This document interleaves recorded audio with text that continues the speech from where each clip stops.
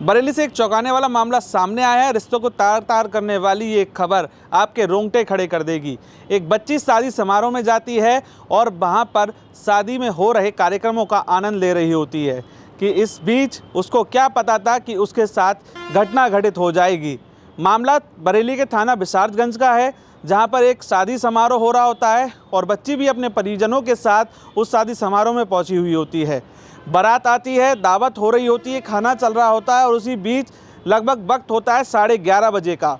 और जब वो रसगुल्ले के काउंटर की तरफ बढ़ती है तो एक दूर के रिश्ते के मामा वहाँ पर खड़े हुए होते हैं और जैसे ही बच्ची उनसे रसगुल्ला मांगती है तो वो रसगुल्ला देते हैं और बच्ची को हाथ पकड़ के जो शादी प्रांगण था उसके पीछे खेत में ले जाते हैं और उसके बाद वहाँ पर उस बच्ची के साथ अनहोनी हो जाती है। दरिंदगी को अंजाम दिया जाता है और रिश्तों को तार तार करने वाली घटना को अंजाम देने के बाद उसका मामा फरार हो जाता है। बच्ची खून से लथपथ हालत में शादी समारोह के उस प्रांगण हॉल में पहुंचती है और उसके बाद अपने परिजनों को पूरी आपबीती सुनाती है। इस मामले में जब पुलिस अपना एक्शन लेती है तो 250 लोगों के साथ पूछताछ की जाती है। उसके बाद 100 लोग बचते हैं जिनमें उनको सर्वेलांस की मदद से, कैमरे सीसीटीवी की मदद से उनको 30 में उनकी संख्या रह जाती है। कई लेयर में ये पूछताछ होती है, एक एक को थाने पर बुलाया जाता है, एक एक के फ़ोटो वहाँ पर खींचे जाते हैं और उनसे तमाम लंबी पूछताछ होती है।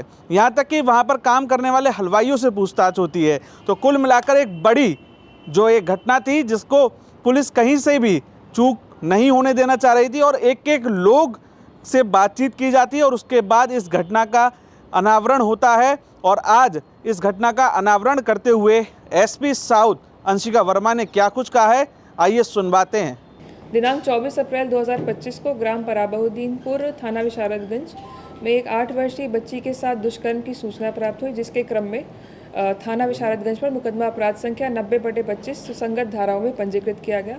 इसी घटना के सफल अनावरण हेतु 4 टीमों का गठन किया गया, जिनके द्वारा गहनता से जाँच पड़ताल की गई। क्योंकि यह घटना एक शादी के कार्यक्रम की दावत के समय कारित की गई थी, तो 150 से अधिक लोगों से जांच पड़ताल और पूछताछ की गई। इसी क्रम में यह बात सामने आई है कि नंद किशोर मौर्य पुत्र चोखेलाल, जो कि एक 47 वर्षीय सेम गांव में निवास करने वाला व्यक्ति है, उसके द्वारा यह घटना कारित की गई थी। इस व्यक्ति द्वारा बच्ची को रसगुल्ले खाने का प्रलोभन दिया गया।